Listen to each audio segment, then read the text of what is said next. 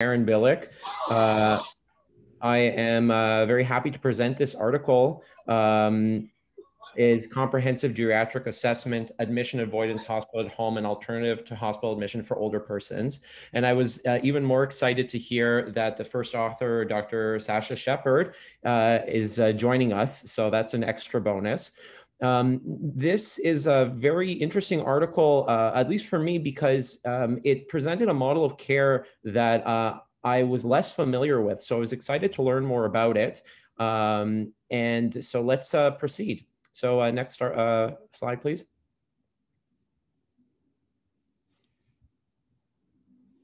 This is the study protocol, which can be found in Trials from October 2017. Proceed, please. I have nothing to disclose. So first, a little bit of background. As we all know and has been exemplified during the time of the pandemic, we're seeing more and more older adults seeking urgent care in the emergency department for a variety of reasons. Next. And not only in pandemic times, this is becoming more and more unsustainable due to limited resources and the trend of the aging of the population. Continue. And as we know as geriatricians, hospital admissions can be quite risky for older adults due to iatrogenic complications and for many other reasons. And one of the interesting models are being explored in different locations. This paper was done in England, is exploring the model called hospital at home. Okay. So hospital at home, click please. It aims to provide a hospital level care in the home. And potential benefits include freeing up acute care beds, decreasing costs, and also decreasing iatrogenic complications.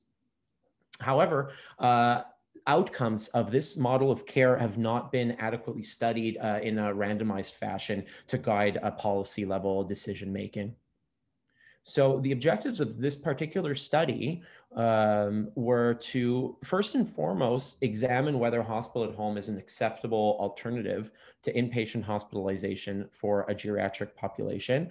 And secondary objectives were looking at comparing other outcomes of interest, including delirium, mortality, readmissions to hospital, new long-term residential care, and other functional and cognitive outcomes. So let's get into the study protocol. What was done, this was a non-blinded randomized control trial.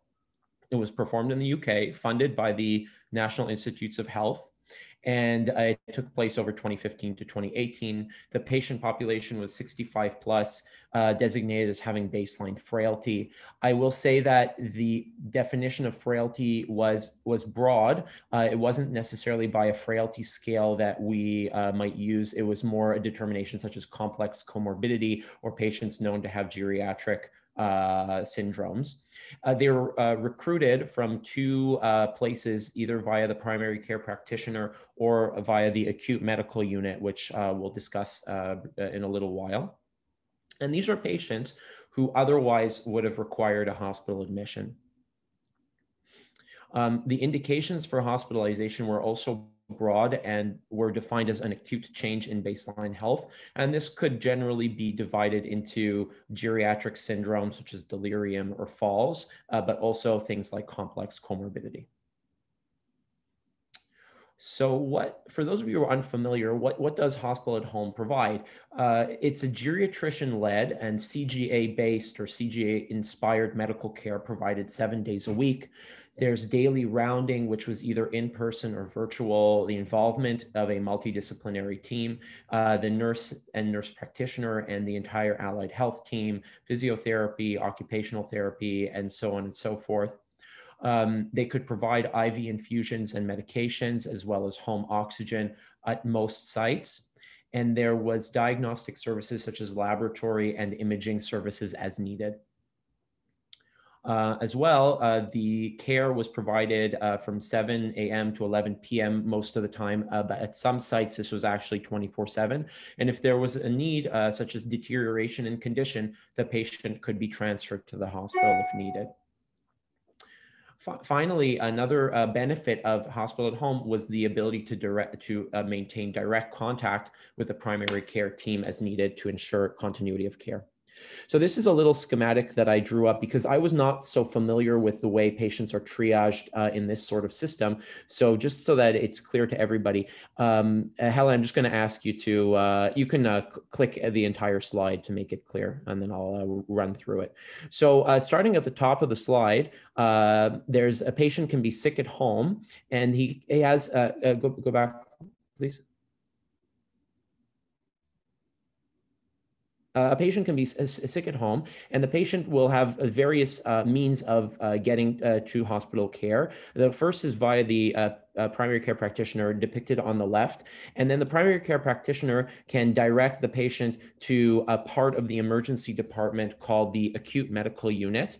And this is an area of triaging a patient, which takes place relatively quickly, hopefully between 2 to 4 hours, and a determination will be made if this is a patient who needs to remain in the emergency department, needs hospital admission, or is this patient stable enough and has a condition amenable to being treated at home. And at that point, the referral can be made to the hospital at home program. So if the primary care practitioner feels even before referring them to the hospital that this is a patient amenable to hospital at home, then the hospital at home program will be activated. Otherwise, they can actually be sent home from the acute medical unit with activation of the hospital at home protocol. So this study randomized that procedure on a 2-to-1 ratio with more patients receiving hospital at home. So this was geriatrician-led hospital at home versus admission to hospital. And it's important to note that patients who were hospitalized actually had, for the most part, geriatrician-led care, either as a staff geriatrician or as a geriatrician consulting. And the groups were analyzed on an intention to treat basis. Okay, we can proceed. So what sort of cases were excluded? Very acute cases such as acute coronary syndromes, surgical assessments, suspected strokes, and also patients receiving palliative care, those patients who refuse to participate, patients considered to be too high risk or unstable for home-based care, and patients living in residential settings were also not eligible.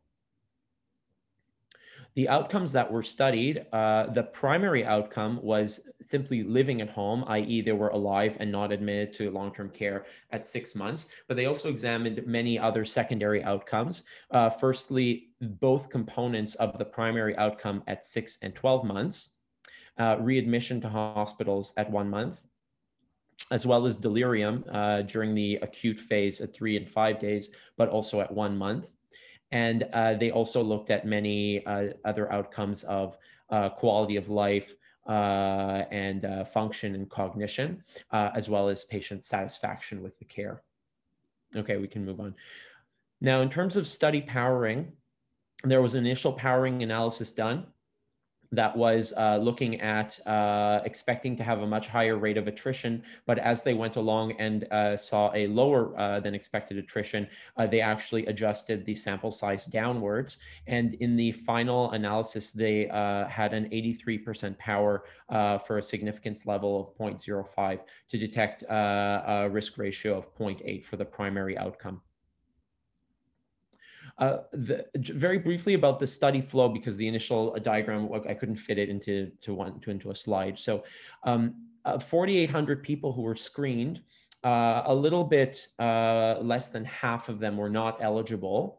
Of those eligible, 33%, that is a little bit more than half of those eligible, did not want to participate. And the study states basically that most of these people did not want to participate because they preferred hospital at home.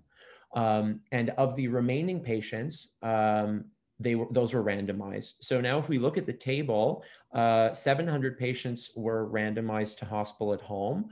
482 were still in the study at 12 months. Only 13 of them were lost to follow-up for logistical reasons. And the remainder, the remainder of those who were no longer there passed away.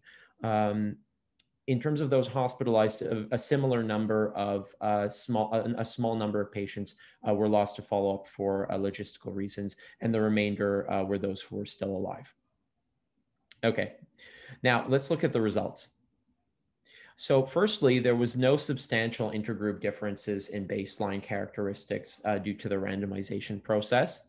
The mean age was 83 years with a very broad range, as you can see. Women made up 60% of the patients. There was a wide range of presenting problems and diagnoses, both geriatric syndromes, as mentioned, like falls and delirium, as well as a wide range of medical problems. There were some small differences in the numbers between the two groups, but they weren't really significant. Most patients had a degree of cognitive impairment as related by a low MoCA, and about 6.8% had a positive CAM. Now, length of stay was a little bit longer for hospital at home, averaging 6.9 days versus 5.3 days for hospital. I want to speak a little bit about crossover between the groups. In the hospital at home group, 5% crossed over to hospitalization, mainly because it was necessary to treat because of deterioration. And those patients stayed in hospital on average 1.4 days. And in the hospitalization group, actually a larger proportion of patients crossed over to hospital at home, mainly for two reasons. Firstly, because in the end, that was their preference. And another reason was because of bed availability. So even if they were randomized to be hospitalized, these patients, there was no actual space for them, so they were shunted to hospital at home. Of those patients who were hospitalized, 2/3 of them ultimately received care led or guided by a geriatrician. So let's have a look at the outcomes. In terms of the primary outcome of being alive and living at home at 6 months, there actually was no difference between the groups. Click, please. Looking at the individual outcomes of living at home at 12 months and death at 6 and 12 months, again, there was no major difference. But the last thing that was looked at was residential care at 6 and 12 months. And actually, the hospital at home patients were more likely to be living at home at 6 or 12 months, but they did have a higher rate of hospitalization. They had to be readmitted or transferred to hospital at 1 month in the hospital at home group. Next slide, please. Another outcome of interest was delirium. So there was no difference at 3 or 5 days, but at 1 month, the hospital at home patients had a substantially lower rate of delirium. In terms of patient satisfaction, the hospital at home group were more satisfied with the care, but it wasn't a very big difference. Okay, so now I'd like to spend a little bit of time talking about the strengths and weaknesses of the study. So this was a very interesting study, which had a very strong plan, a strong study design, and looked at a very interesting question with a large sample size. Randomization yielded similar baseline groups, and any bias that could be from non-blinding would hopefully be tempered by a focus on hard outcomes, looking at mortality and placement. There was very minimal loss to follow-up, and the analysis was intention to treat. Lastly, this was a heterogeneous, frail, older population, and they also had heterogeneous admission indications. So we could expect that this would improve the generalizability of the study. In terms of study weaknesses, there is a risk of selection bias because, as you see, a large proportion of eligible patients elected not to participate, mainly for preference reasons. So only 40% of eligible patients participated. Also, the 22% crossover from hospital to hospital at home may have diluted the effect. It's also worth noting that This being a real world study looking at real world conditions in very disparate health settings across, an entire country. A certain degree of heterogeneity of services was to be expected. Some of them came from primary care, others from the acute medical unit. There were different services provided by the different hospital at home sort of services. So the study did aim to provide kind of a bottom line of what can be determined as, a hospital at home service, although there was substantial heterogeneity between the services provided. And lastly, it's important to state that this is an intervention which was geared towards a certain subset of patients who were ill enough to need hospitalization, but well enough to be at home. So that's something to be kept in mind. I'd like to summarize by saying that this randomized controlled trial increases the evidence that after triaging select older adults, hospital at home may be a viable alternative to inpatient hospitalization, and that there was no difference in the primary outcome of living at home at 6 months. Some differences included a shorter length of stay for hospital. However, hospital at home patients were less likely to be delirious at 1 month and less likely to have residential placement. They were also more satisfied with their care, and the hospital at home patients were more likely to be readmitted to hospital over the first month. So that's that's a wrap. Thank you all very much for your attention, and I was very happy to be exposed to this model of care in such a well-designed study. So thank you all. Janice, please go ahead. Great, thanks for that introduction. And so yes, this paper is Donanemab in early Alzheimer's disease, published in the New England Journal of Medicine in 2021. I might just breeze through a couple of slides just for the interest of time. So I have no conflicts of interest to disclose. We're going to review Alzheimer's disease pathology, discuss the drug targets and drug developments recently, and then finally critically appraise the paper. So just to put dementia and Alzheimer's into context, according to 2014 Canadian statistics, more than 400,000 older adults are living with dementia, including Alzheimer's, and that's a prevalence of 7%. And by 2031, it's projected that the annual cost of dementia care will double from 8 billion to 17 billion in 2 decades. And so it's hard to talk about Alzheimer's without looking at a short overview of its history. So just breezing through this, Alzheimer's was identified in 1901 as an early onset form of dementia that at that time called presenile dementia and was named Alzheimer's disease. And there was a large 50-year gap in research because it was thought to be relatively rare, this early onset form of dementia. But in the 60s, scientists observed the anticholinergic effects of drugs had amnestic effects and reproduced memory deficits in older adults without a history of dementia. And also in patients with dementia, they were found to have degradation of cholinergic connections in the nucleus basalis and reduced choline acetyltransferase in the cortex and hippocampus, responsible for making neurotransmitter acetylcholine. And therefore, this generated the cholinergic hypothesis to dementia. Later in the mid-80s, a new protein known as beta amyloid was found to be the main component of plaques, and tau was isolated to be a key component of tangles, and plaques and tangles were seen in the initial histopathology that Alois Alzheimer's described. Around the same time, based on the cholinergic hypothesis, the first clinical trials of tacrin, a cholinesterase inhibitor, took place. It was the genetic links that kind of put cholinergic hypothesis out of favor in favor of the amyloid hypothesis based on genetics. So in 87, genetic links to inherited Alzheimer's was found on chromosome 21, which codes for the amyloid precursor protein APP, the parent molecule of beta amyloid. And also on chromosome 19 is ApoE, which has implications in beta amyloid pathways. And especially in late onset Alzheimer's disease, ApoE was found to be the only gene significant in genome-wide level studies to show that the ApoE4 allele had 4 times greater risk to develop Alzheimer's than the ApoE3 allele. And later in the 90s, DSF studies found that the beta amyloid monomer composed of 42 amino acids approximated measures of amyloid in the brain on PET scans. I think overall, there are many hypotheses in Alzheimer's disease, and there's yet to be a clear first pathologic event. Etiologies are a combination of many things, including beta amyloid plaques, tau neurofibrillary tangles. There's also cholesterol metabolism, mitochondrial dysfunction, oxidative stress, inflammation, vascular damage, and glucose dysregulation.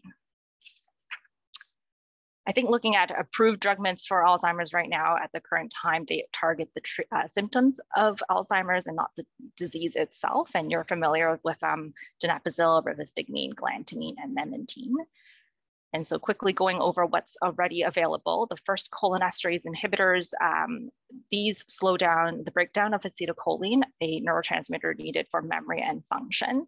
So Tacrin was approved in '93, but then withdrawn 10 years later due to liver toxicity. Next came donepezil in '96, and recent systematic reviews looking at 28 studies. Most were less than 6 months in duration, but donepezil was able to show improved cognition and function, and other cholinesterase inhibitors subsequently included rivastigmine and galantamine. Memantine was the most recent drug approved for use in 2003. It's an antagonist of glutamate NMDA receptors and helps to prevent excessive glutamate-induced excitotoxicity. And so in systematic reviews in moderate to severe Alzheimer's dementia, there was evidence for improved global rating, cognition, ADL performance, and neuropsychiatric symptoms of dementia. And most of these studies lasted around 24 weeks. Moving on to the amyloid hypothesis, we're going to kind of go down into the cellular level. APP facilitates important processes needed for neuronal development and axon transport. However, APP can also go down a pathway to produce beta amyloid that can become problematic. And through a sequence of enzymes, including base 1 and gamma secretase, they produce beta amyloid monomers. The most common monomer being a 40 amino acid unit made approximately 90% of the time, but a subset of monomers composed of 42 amino acids are more aggregate prone and have downstream cytotoxic effects. Early genetic discoveries of 3 major genes in early onset Alzheimer's argue for this amyloid hypothesis. This included APP and presenilin 1 and 2. Presenilin 1 and 2 codes for subunits of gamma secretase, and mutations here can cause increased production of undesirable beta amyloid 42 monomers. Zooming up from a cellular level, these beta amyloid monomers can accumulate if the balancing system of clearance of beta amyloid can't keep up. And so with increasing concentrations of beta amyloid, they can aggregate and become oligomers and then fold into beta pleated sheets to form insoluble fibrils that then lead to plaque development. Beta amyloid then can have negative effects on inflammatory response and development of hyperphosphorylated tau that then develops into neurofibrillary tangles.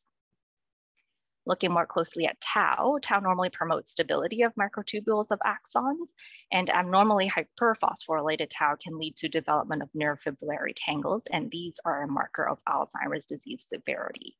And the thought is that beta amyloid comes before this process and drives tau aggregation into neurofibrillary tangles.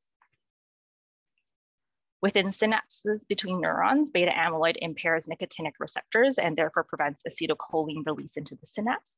Beta amyloid also causes endocytosis of NMDA receptors, where downstream effects reduces the number of dendritic spines that connect to other neurons. Beta amyloid also has implications on neuroinflammation. ApoE is a chaperone protein that facilitates beta amyloid to enter cells, and microglia and astrocytes work hard to phagocytose and clear beta amyloid, and this leads to cytokine release. Inflammation can also break down the vascular blood-brain barrier. And so therefore, amyloid drug targets include amyloid secretase inhibitors, base 1 inhibitors of beta secretase, monomers of antibodies to beta amyloid, oligomers, fibrils, and plaques all have been studied. So just to put donanemab into context, we'll review a couple of phase 3 trials of beta amyloid targeted therapy to highlight just how difficult drug development has been. Cholinergic is a monoclonal antibody that binds beta amyloid peptides to increase clearance of soluble beta amyloid. It was demonstrated to reduce free plasma concentrations of beta amyloid, but it didn't show significant benefit to reduce cognitive decline based on ADAS-Cog14 scores at 80 weeks compared to placebo. And one problem highlighted was that cholinergic didn't have very high CNS penetration compared to plasma. Verbesistat is an oral BACE1 inhibitor that blocks production of beta amyloid production. Trial duration was about 104 weeks, but was stopped for worse cognition, function, and adverse events compared to placebo. And other BACE1 inhibitors, interestingly, showed similar adverse events. What this drug was able to show was a decline in cortical amyloid load of more than 60% reduction in the CSF. I think no presentation can now not mention Aducanumab, which stirred up quite a bit of controversy in its recent FDA approval in the States. Aducanumab is a monoclonal antibody targeting beta amyloid oligomers and plaques. Interesting to note that there's no peer-reviewed paper published for their phase 3 trial to review study results. The 2 phase 3 studies looked at Aducanumab versus placebo in patients with MCI or mild dementia who had evidence of beta amyloid burden on PET imaging. Aducanumab was able to show dose-related reduction in beta amyloid in the brain. However, the study was stopped early due to futility. And so the one study called Emerge trended towards positivity, while the other study, Engage, was negative. Post-futility analysis of 3 more months of data claimed then efficacy for highest dose of Aducanumab, showing slowed cognitive decline of 20% based on clinical dementia rating sum of boxes score. The study was met with a lot of criticism, including a major amendment to study protocol, where 1.5 years into enrollment, ApoE4 carriers were given the highest dose of Aducanumab due to emerging evidence of safety, and they didn't change the timeline to analyze for futility. Another point, the Emerge study also had more patients on the highest dose of Aducanumab, which could be a point made to justify the failure of Engage to show similar positive results. Oops. And curiously, the Emerge study's placebo group had more cognitive decline than the Engage placebo group, which may contribute to differences found between the 2 trials. And so despite the points of contention, the FDA put Aducanumab through accelerated approval onto market and will now require Biogen to repeat phase 3 trials in the upcoming years. Kind of excitingly, this is the first new therapy on market since 2003 by Memantine. Moving on to the article. So Donanemab is a monoclonal antibody directed at beta amyloid plaques. A prior phase 1 trial showed reduction in beta amyloid levels on PET scan after a single dose. So this phase 2 trial was to evaluate the safety and efficacy of Donanemab in patients with early symptomatic Alzheimer's disease. So the question was, in individuals 60 to 80 years old with early symptomatic Alzheimer's, does Donanemab reduce cognitive and functional decline compared to placebo based on the Integrated Alzheimer's Disease Rating Scale, or the IADRS for short, at 18 months? This was a multi-centered, randomized, double-blinded, placebo-controlled phase 2 trial conducted in 56 sites in US and Canada. The sponsor, Eli Lilly, designed and funded the trial, analyzed the data, and helped with professional writing assistance. They included patients aged 60 to 85 with early symptomatic Alzheimer's disease, and that's those with either MCI or early Alzheimer's with dementia. They had to have MMSE scores 20 to 28 and have evidence of tau pathology by PET scan, but they did exclude those with high quantitative tau loads above a certain threshold that would otherwise indicate advanced Alzheimer's disease, and they excluded a pattern of tau deposition that weren't consistent with Alzheimer's. All participants had to be screened with an MMSE, PET scans for tau and amyloid, and also MRI. And so in the Donanemab arm, patients were given weekly IV infusions of Donanemab 700 milligrams for 3 doses, and then if all went well, increased to 1400 milligrams weekly. If amyloid plaque levels by PET scan at 24 and 52 weeks showed removal of amyloid plaques, then the dose was lowered to 700 or even placebo, depending on the level.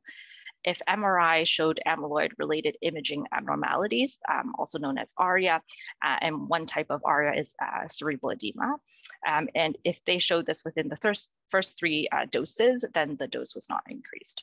This was all compared to the placebo arm, who received weekly infusions of placebo for 72 weeks. The primary outcome was changed from baseline to 76 weeks in the IADRS scale, and this scale consisted of the 8S-COG-13 and the Alzheimer's Disease Cooperative Study instrumental activities of daily living inventory. And the IADRS scale is scored from 0 to 144 points.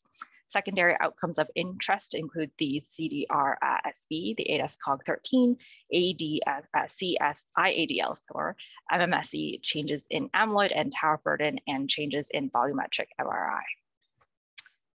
Looking at the data analysis, they targeted to enroll 250 participants and assign them 1-to-1 ratio to the 2 trial groups, expecting 200 to complete the trial to provide an 84% power to show a posterior probability of at least 0.6 that the intervention group would have at least 25% slower disease progression than the placebo group, assuming a mean difference of 6 points difference. And so a mean decrease of 6 points in the Donanemab group and a decrease of 12 points in the placebo group, showing a 50% difference over the course of the study. Primary outcomes was analyzed using mixed models for repeated measure and a Bayesian analysis of the active treatment arm being superior to placebo by at least 25% slowing of progression. Looking at the results, they assessed 1,955 patients and just 14%, which is 272 participants, were randomized. And so there was a very high rate of screening failure. They originally had a study arm that included a BACE1 inhibitor, but it was stopped early in the trial due to futility and the data was removed. Subsequently, 74 and 72% of placebo group and treatment group completed the trial respectively. And there was a high rates of adverse events in the treatment group that I'll dive into a little bit more later. Baseline characteristics were similar between the 2 groups. The trials included predominantly white participants and were overall quite well educated, having 77% completed high school. And there was a similar proportion of APOE genetic predisposition for Alzheimer's disease. The primary outcome was a change from baseline iADRS scores at 76 weeks, and the least squares means difference was 3.2 points, which is a decline of 6.8 points in the Donanemab group compared to a decline of 10 points in the placebo group. This was short of the 6-point difference to meet the study's predetermined significance. Secondary outcomes also failed to show significant difference between the trial groups based on the CDR-SB score. And so their predetermined hierarchy failed, and therefore they couldn't draw conclusions for what appeared to be positive results on the ADAS-Cog13. The ADCS-I-ADL score and MMSE score differences were not significant in the MMRM analysis. They did do Bayesian disease progression models, which showed some support for all outcomes of interest, but the credible intervals were not adjusted for multiple comparisons, and authors weren't able to draw conclusions. At the end of the study, at week 76, 68% achieved amyloid negative status, and 55% of participants at week 56 were able to switch to placebo infusions. There was no change in global tau load or hippocampal volume. There was greater decrease in whole brain volume and greater increase in ventricular volume in the Donanemab group, which accounted for amyloid clearance. The Donanemab group had significantly more adverse events that caused stopping of the drug and of the trial itself, the most significant being ARIA, followed by evidence of superficial siderosis, nausea, and infusion reactions. And looking at ARIA more closely, most were asymptomatic, but almost 30% were symptomatic with cerebral edema, and these led to hospitalizations. ARIA was most common in those with ApoE4 allele, and other types of ARIA included hemorrhage and superficial siderosis. And so the author's conclusion was that in patients with early symptomatic Alzheimer's disease, Donanemab therapy led to a smaller reduction in iADRS scores compared to placebo, suggesting a slowed decline in cognition and function. And the study was powered to show a 6-point difference. So the goal wasn't reached because they found a 3.2 point difference, but they argued that the minimal clinically significant difference isn't known on the iADRS scale. Overall, there was a greater reduction in amyloid plaque level in the Donanemab arm without associated clinical outcomes. But they were able to show that the Donanemab treatment nearly led to 60% of participants achieving amyloid negative status by 52 weeks. Going through the critical appraisal, are the results valid? I do think so. The trial used a computerized generated random sequence for randomization, and the list was concealed using an interactive web response system. Both groups were similar at the start of the trial. And the trial was 76 weeks with approximately 75% completing the trial. And this was comparable to other beta amyloid study durations and overall much longer than the trials done for cholinesterase inhibitors and memantine. And for the purpose of a phase 2 trial, it did allow them to determine adverse events and show a modest signal for slow decline in cognition and function to warrant larger and longer studies. The data was analyzed using intention to treat principles.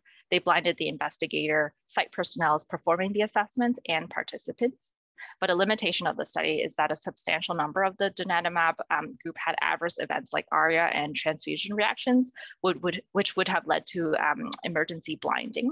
And so I do believe that groups were treated equally apart from the event intervention. However, the unblinding would have been difficult to kind of keep in mind.